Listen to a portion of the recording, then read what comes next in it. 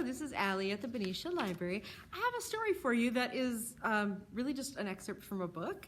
It's public domain, so I can read it out loud. And the book is called What Katy Did at School, which is by Susan Coolidge. It's published in 1872, so it's public domain. The chapter is called Christmas Boxes. And I'm reading most of the chapter, not all of it. Okay, so here's the setup. Here's everything that's happened up till this chapter.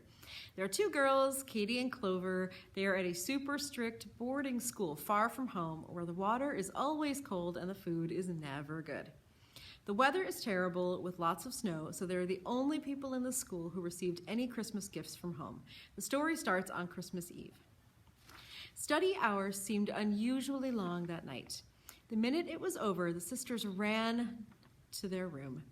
There stood the boxes, a big wooden one with all the nails taken out of the lid, and a small paper one carefully tied up and sealed. It was almost more than the girls could do to obey orders and not peep.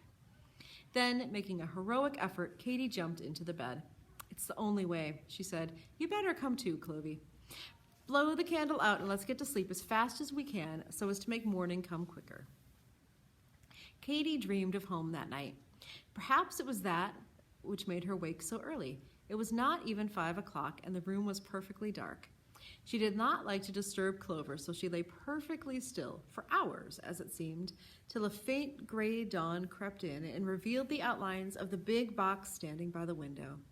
Then she could wait no longer, but crept out of bed, crossed the floor on tiptoe, and raising the lid a little, put in her hand.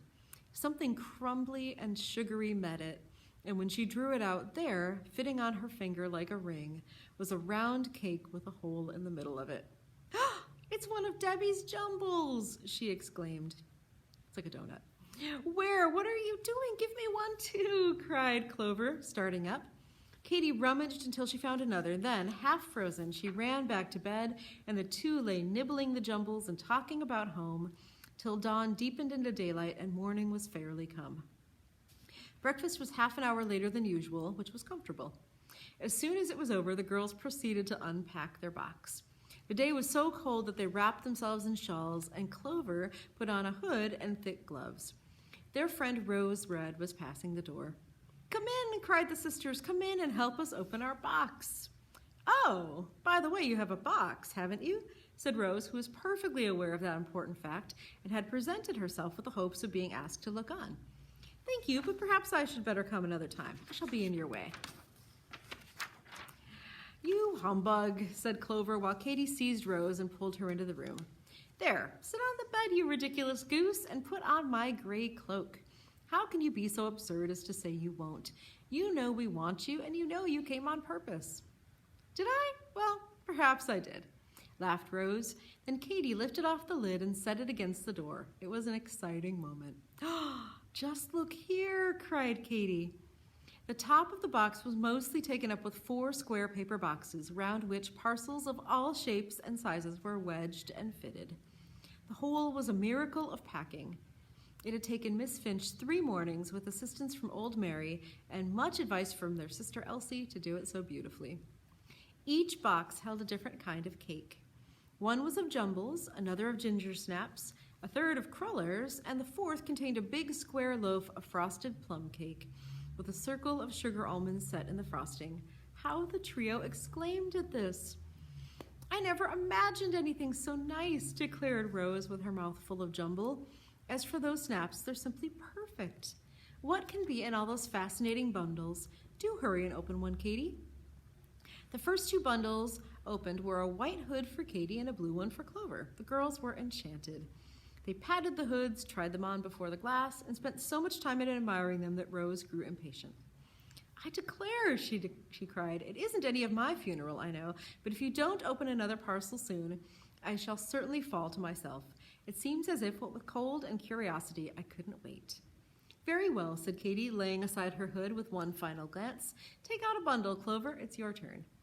Then they opened bundles with books and inkstands and pen handles and chains for their watches and ribbons and nuts.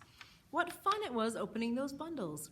The girls made a long business of it, taking out but one at a time, exclaiming, admiring, and exhibiting to Rose before they began upon another.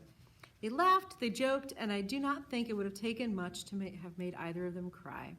It was almost too tender a pleasure, these proofs of loving remembrance from the little ones, and each separate article seemed full of the very look and feel of home. Never was such a wonderful box. It appeared to have no bottom whatever.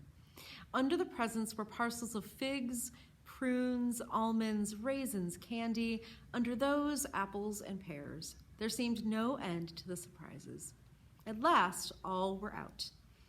"Now," said Katy, "let's throw back the apples and pears, and then I want you to help divide the other things and make some packages for the girls. They are all disappointed not to have their boxes. I should like them to have them share ours. Wouldn't you, Clover?" "Yes, indeed. I was just about to propose it." So Clover cut 29 squares of white paper.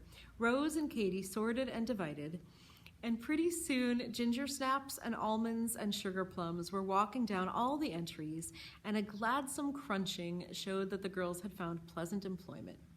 None of the snowed-up boxes got through till Monday, so except for Katy and Clover, the school would have had no Christmas treat at all. They carried the headmistress a large slice of cake and a basket full of the beautiful red apples. All the teachers were remembered and the servants. A group of their friends was convened and feasted, and dainties were heaped upon them with such unsparing hand that they finally remonstrated. "You're giving everything away. You'll have none left for yourselves." "Yes, we shall, plenty," said Clover. "Oh, Rosie, you're such a splendid pair. You must have this." "No, no," protested Rose, but Clover forced it into her pocket. The Carr's box, that's their last name, was always quoted in the school afterward as an example of what papas and mamas could accomplish when they were of the right sort and really wanted to make schoolgirls happy. Distributing their treasures kept Katy and Clover so busy that it was not until after dinner that they found time to open the smaller box.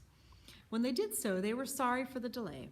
The box was full of flowers, roses, geranium leaves, heliotrope, beautiful red and white carnations, all so bedded in cotton that the frost had not touched them. There was a loving note wishing the girls a Merry Christmas. "How beautifully good people are," said Clover. "I do think we ought to be the best girls in the world." Okay, so again, that was most of the chapter Christmas Boxes from What Katy Did at School, which is by Susan Coolidge, published in 1872, so it's public domain. Thanks for listening. Bye-bye.